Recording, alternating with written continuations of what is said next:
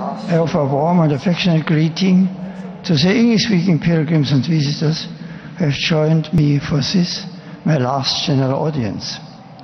Like St. Paul, whose words we heard earlier, my heart is filled with thanksgiving to God, whoever watches over his church and her growth in faith and love, and I with all of you with joy and gratitude.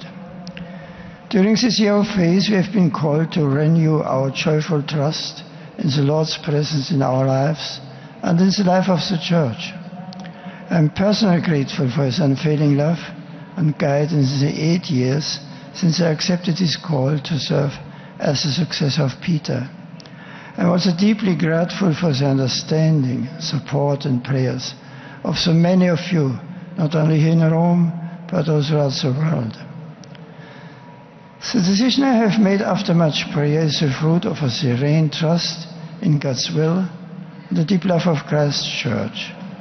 I will continue to accompany the Church with my prayers, and I ask each of you to pray for me and for the new Pope.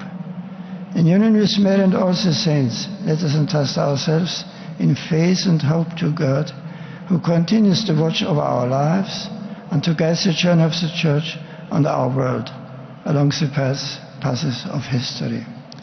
I commend all of you with great affection to his loving care, asking him to strengthen you in the hope which opens our hearts to the fullness of life, that he alone can give. To you and families, I impart my blessing. Thank you.